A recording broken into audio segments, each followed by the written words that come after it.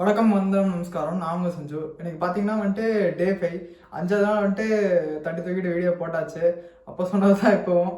நம்ம வீடியோ கன்சிஸ்டண்ட்டாக போடுவோம்னா போடுவோம். அதே மாதிரி நான் அந்த பர்சன்டேஜ் இன்க்ரீஸ் ஆகாத சொல்லியிருக்கேன். முன்னாடி 39 இருந்துச்சு. நேற்று 40% வரைக்கும் இன்க்ரீஸ் பண்ணியிருக்கோம். எதுவும் பண்ணலாம், சின்ன சின்ன விஷயங்கள் தான் பண்ணேன். நேற்று புதுசாக ஒரு விஷயத்த பண்ணியிருக்கேன். அதில் வரைக்கும் வாழ்க்கையில் மெடிடேஷன் பண்ணணும்னு நினைக்க தான் செஞ்சுருக்கேனே தவிர, நேற்று ஃபஸ்ட் நாள் மெடிடேஷன் பண்ணேன். வெறும் 5 நிமிஷம் தான் பண்ணேன். ஆனால் அதுவே எனக்கு ஒரு மாதிரி சாட்டிஸ்ஃபைடாக இருந்துச்சு. எனக்கும் பண்ணிடுவேன். நான் எப்போவுமே வீடியோ முடிச்சுட்டு தான் பண்ணுவேன். ஏன்னா அப்போ தான் எனக்கு கொஞ்சம் டைம் கேப் இருக்குது. முடிச்சுட்டு இப்போ பண்ணுவேன். பண்ணிவிட்டு உங்களுக்கு நாளைக்கு சொல்கிறேன். இதே மெடிடேஷன் ரெகுலராக ஃபாலோ பண்ணுவேன். மெடிடேஷனால் என்ன பெனிஃபிட்ஸ் கிடைக்குதுங்கிறதும் உங்களுக்கு வரப்போகிற நாளில் உங்களுக்கு கண்டிப்பாக அப்டேட் பண்ணுறேன். அதே மாதிரி நான் இன்னைக்கு ஆர்ட்டும் பண்ணேன். அந்த போர்ட்ரேட்டாக சொன்னோம் பார்த்தீங்களா, அந்த 4 ஆர்ட் இந்த ஹியூமன் ஃபேஸஸும் சொல்ல முடியாது, ஹியூமன் ஃபேஸஸும் இருக்குது, அனிமி ஃபேஸஸும் இருக்குது. அந்த மாதிரி ரெண்டத்தையும் கலந்து ஆர்ட்டும் பண்ணி வச்சுருக்கேன். அப்புறம் அந்த பர்சன்டேஜ் அந்த நோட்ஸு அதுவும் உங்களுக்கு காமிக்கிறேன். அதே மாதிரி அந்த ஆர்ட்டும் உங்களுக்கு காமிக்கிறேன். சரி, வாங்க பார்க்கலாம். இதோ உங்களுடைய வரவிடம் வந்து விட்டது மக்களே. இதெல்லாம் தான் எனக்கு வரதுட்ருக்கோம். ஒன்று ஒன்றா காமிக்கிறேன். இது இது இது இது ஒரு 4 ஆட்டம் வந்திருக்கேன். எனக்கு தெரிஞ்சு வரைஞ்சதுக்கு இந்த பொண்ணை கொஞ்சம் அழகாக வரைஞ்சிருக்குங்கிற மாதிரி தோணுது. பரவாயில்ல, டே பை டே நல்லா இம்ப்ரூவ் ஆகிட்டு தான் வந்துட்டுருக்கேன். எனக்கே நினச்சேன், எனக்கு உண்மை சொல்லணும் ஒரு மாதிரி கான்ஃபிடண்ட்டாக இருக்குது. நான் வீடியோ போடும்போது ரெகுலராக வீடியோ போட்டிருக்கனால இந்த 4 ஆர்ட்டில் உங்களுக்கு எந்த ஆர்ட் பிடிச்சிருக்குன்னு சொல்லிட்டு மறக்காமல் கமெண்ட் பண்ணுங்கள். கமெண்ட் பண்ணுவீங்கன்னு நம்புகிறேன். அப்புறம் இது சொல்லியிருந்தேன், அந்த நோட்ஸ்லாம் உங்களுக்கு காட்டுறேன்னு சொல்லிட்டு. இப்போ பார்த்தீங்கன்னா 40 விஷயம் இன்க்ரீஸ் பண்ணியிருக்கேன். மெடிடேஷன் நீங்கள் சேர்த்துருக்கு பார்த்தீங்களா, 32வது விஷயமா. நேற்று க்ரோவும் பண்ணேன். நாடி மீசையெல்லாம் கரெக்டாக ட்ரிம் பண்ணேன். அதுக்கு க்ரோவிங்னு போட்டு வச்சிட்டேன். சில டைம் அப்படியே நான் பாட்டுக்கு மெயின்டைன் பண்ணாமல் விட்டுருப்பேன். இது இன்றைக்கி 5ஆம் தேதி. இன்றைக்கெல்லாம் பண்ண விஷயம் இன்றைக்கி 23 விஷயங்கள் பண்ணி முடித்தாச்சு. பேலன்ஸ் இந்த நைட்டுக்குள்ளே ஃபுல்லாக பண்ணி விடுவேன். வீடியோ எடுக்கிறது, எடிட் பண்ணுறது எல்லாத்தையுமே நான் கணக்கு சேர்த்துவேன். அப்புறம் பார்த்திங்கன்னா இதோ 4 நாள் கிட்ட முடிஞ்சிருக்கு இந்த நோ ரிலாப்ஸுங்கிறது. இது 120 days இதுவும் ஃபாலோ பண்ணிடுவேன். அப்புறம் கோல் சீக்கிங்கை பற்றி உங்களுக்கு தெளிவாக எக்ஸ்பிளைன் பண்ணுறேன் நான்.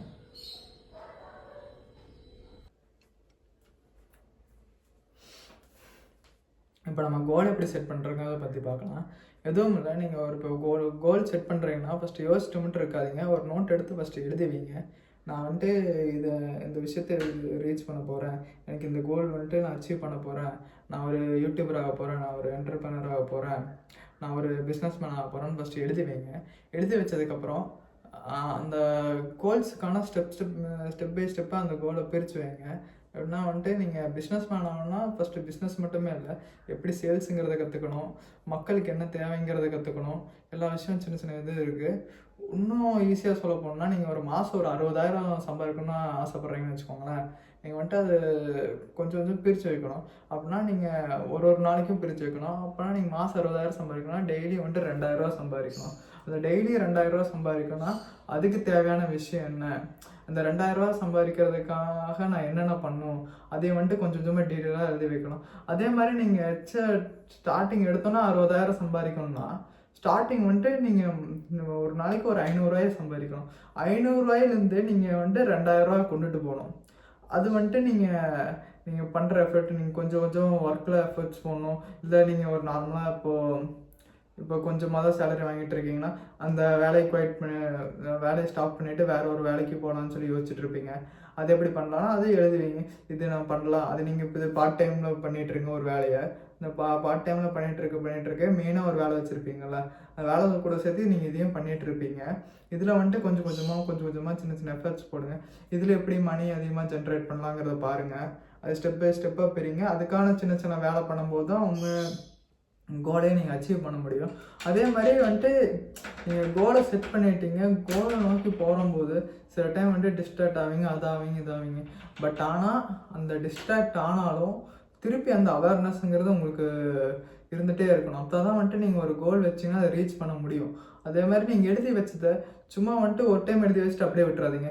டெய்லி எடுத்து பாருங்கள். அதை ஸ்டெப் பை ஸ்டெப்பாக பிரித்து வச்சுக்கோங்க. நான் இன்றைக்கி இது பண்ணுறேன்னா இதை நீங்கள் கண்டிப்பாக பண்ணி தான் ஆகணும் அப்படிங்கிற மாதிரி உங்களுக்காக நீங்கள் ஒரு ஸ்ட்ரிக்டான ஒரு ரொட்டீன் எடுத்துக்கோங்க. அதே மாதிரி நீங்கள் என்ன ஒரு வேலை செஞ்சீங்கனாலும் அதை ஒரே நேரத்தில் செய்ய ட்ரை பண்ணுங்கள். ஒரே டைம்னா இன்றைக்கி ஒரு 7 மணிக்கு பண்ணுறீங்கன்னா நாளைக்கும் அதே 7 மணிக்கு பண்ணுங்கள், அடுத்த நாள் 7 மணிக்கு பண்ணுவீங்க. ஏன்னா வந்துட்டு நம்ம உண்மையை சொல்ல போனால் ஒரு வேலையை வந்துட்டு அந்த ஒரு மாதிரி ரொட்டீனாக திருப்பி திருப்பி ஒரே நேரத்தில் பண்ணும்போது என்ன ஆகும்னா நம்ம பாடி அண்ட் மைண்டு அதுக்கு ஏற்ற மாதிரி அடாப்ட் ஆகிரும். அடாப்ட் ஆகும்போது என்ன ஆகும்னா நீங்கள் வந்துட்டு நீங்களே பண்ணலீங்கனாலும் ஆட்டோமேட்டிக்காக நீங்கள் போய் பண்ண ஆரம்பிச்சிருவீங்க. நீங்கள் உங்களுக்கு என்ன ஆனாலும் வந்துட்டு நீங்கள் தூங்குற டைம் நைட் ஆனால் தூங்கணுங்கிறது இருக்குல்ல, ஏன் பகலில் தூங்கலாமல்ல, ஏன் நைட் ஆனால் தூங்குகிறோம்? ஏன்னா வந்துட்டு அந்த டைமில் நம்ம பாடி உங்களுக்கு செட் ஆகுது. பார்த்திங்கன்னா அந்த ஸ்கை வந்துட்டு அந்த ஒரு மாதிரி கலர் மாறுறதுனால நம்ம அந்த டைம் ஆனால் தூங்கணும்னு சொல்லிட்டு நம்ம வருஷமாக காலங்காலமாக வந்துட்டு நம்ம மைண்டில் அந்த மாதிரி அடாப்ட் ஆயிடுச்சு. அதே மாதிரியே நீங்கள் டெய்லி ஒவ்வொரு நாளும் அதே பேட்டர்னில் டெய்லி 7 மணி 7 மணி 7 மணி நீங்கள் வந்துட்டு இருந்தீங்கன்னா ஆட்டோமேட்டிக்காக வந்துட்டு நீங்கள் அதே டைமுக்கு அந்த விஷயத்த பண்ண ஆரம்பிச்சிருவீங்க. உங்களுக்கே பிடிக்கலனாலும் பண்ண ஆரம்பிச்சிருவீங்க. ஆனால் அந்த இது வர வைக்கணும்னா கிட்டத்தட்ட நீங்கள் ஒரு 21 நாள் கிட்ட அந்த விஷயத்தை திருப்பி திருப்பி திருப்பி திருப்பி பண்ணுற மாதிரி இருக்கும். நீங்கள் 21 அது ஒவ்வொருத்தவங்கள பொறுத்து மாறும். சில பேர்த்துக்கு 21 டேஸ் பண்ணாலும் அந்த இது வராமல் போகலாம். சில பேர்த்துக்கு வந்து 21 டேஸ்க்கு முன்னாடியே அந்த ஹேபிட் பழகலாம். பட் ஆனால் வந்துட்டு அந்த ரிப்பிட்டேஷன் தான். அந்த ரிப்பிட்டேஷனாக நீங்கள் ரெகுலராக பண்ணிகிட்டு இருக்கும்போது ஆட்டோமேட்டிக்காக மாறிடும். அது ஃப்ளோ ஸ்டேட்டுன்னு சொல்லுவாங்க. சில பேர் ஹை பர்ஃபார்மராக இருப்பாங்க. அவங்க வேலையெல்லாம் பார்த்தீங்கன்னா நம்ம வந்துட்டு எக்கச்சக்கமாக எஃபர்ட் போவோம், அது பண்ணுவோம் இது பண்ணுவோம். ஆனால் வந்துட்டு நமக்கு ஏற்ற ரிசல்ட்டே வராது.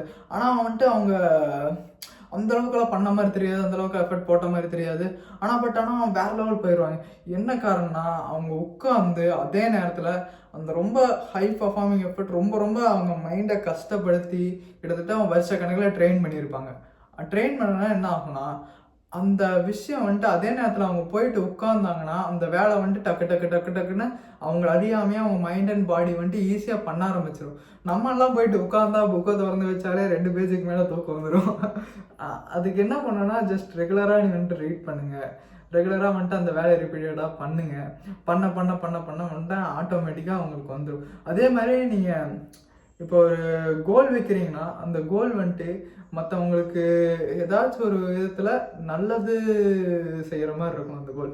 அப்போ தான் வந்துட்டு நமக்கான ஒரு பொறுப்பு இருக்குங்கிறது வரும். நமக்கு எப்போ மற்றவங்க நம்ம அந்த விஷயத்த செஞ்சால் மற்றவங்க வந்துட்டு ஏதாச்சும் ஒரு விதத்தில் பயனடைவாங்கன்னு நமக்கு அந்த மாதிரி தோண ஆரம்பிச்சிச்சுனாலே அந்த வேலையை வந்துட்டு என்னதான் நம்ம பண்ணிடுவோம். அதே மாதிரி அந்த கோலுங்கிறத நீங்கள் ஒரு ஷார்ட் டைம்லாம் வைக்காதீங்க. இப்போ நீங்கள் மணிங்கிறத விட்டுருங்க. இப்போ மணிங்கிறது 1 லட்சம் வாங்குறீங்க, 1 லட்சம் வாங்கினா முடியும்ன்ட்டு அதுக்கு மேலேயும் க்ரோ ஆகணும். அந்த 1 லட்சத்தை வந்துட்டு இதில் இன்வெஸ்ட் பண்ண ஆகணும். ஒரு தேவை இது பண்ணி வச்சுக்கோங்க. இந்த 1 லட்சம் வந்துட்டு இதுக்கு தேவைப்படுது, இது நான் பண்ணுங்கிறத. அதே மாதிரி அந்த கோல்ஸோட பார்த்தீங்கன்னா அந்த கோலை ரீச் பண்ணுறதே நீங்கள் கிடையாது. அந்த வந்துட்டு நீங்கள் என்ஜாய் பண்ணணுமே சொல்ல போனால் நீங்கள் ஒரு கோல் வச்சுருக்கீங்கன்னா அதுக்கு நீங்கள் போடுற எஃபர்ட்ஸு அதுதான் வந்துட்டு முக்கியம். எல்லாத்தையுமே வந்துட்டு உங்களுக்கு ஈஸியாக வந்துட்டு 100 கோடி 200 கோடி தூக்கி கொடுத்துட்டாங்கன்னு வச்சுக்கோங்களேன், உங்களால் கண்டிப்பாக வந்துட்டு அந்த மைண்ட் செட் வந்துட்டு உங்களுக்கு எப்படி இது பார்த்துக்கணும்னு தெரியாது, எப்படி இது ஒன்றும் தெரியாது. அவங்க டக்குன்னு லாஸ் பண்ணுறதுக்கு நிறைய வாய்ப்பு இருக்குது. அதே நீங்கள் கொஞ்சம் கொஞ்சமாக போனீங்கன்னா நீங்கள் வந்துட்டு எதில் இன்வெஸ்ட் பண்ணி வச்சுருப்பீங்க. நீங்கள் ஒரு கட்டத்தில் நீங்கள் வேலையே செய்யலைதுன்னா இதே பண்ணீங்கன்னா அந்த மணி வந்துட்டு டே பை டேவாக க்ரோ ஆகிட்டே இருக்கும். அதுக்காக என்னென்னா நீங்கள் அந்த பாத்தில் நீங்கள் போயிட்டே இருக்கணும்.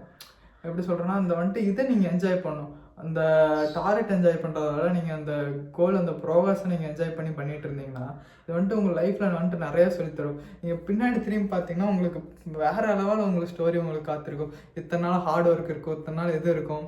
அது வந்துட்டு உண்மையை சொல்ல போனால் திரும்பி பார்க்கும்போது நான் இத்தனை நாள் இந்த விஷயங்கள்லாம் பண்ணனால இந்த ஒரு நிலைமைக்கு வந்திருக்கேங்கிற ஒரு ஃபீல் உங்களுக்கு கிடைக்கும். அதான் அந்த ஃபுல்ஃபில்மெண்ட்டுன்னு சொல்லுவாங்க பார்த்துருக்கீங்களா, அந்த ஒரு ஃபீல் உங்களுக்கு கிடைக்கும். அதே மாதிரி அது ஒரு நிறையா நாள் பண்ணி தான் உங்களுக்கு அந்த ஃபுல்ஃபில்மெண்ட்டு கிடைக்கணுன்ட்டு இல்லை.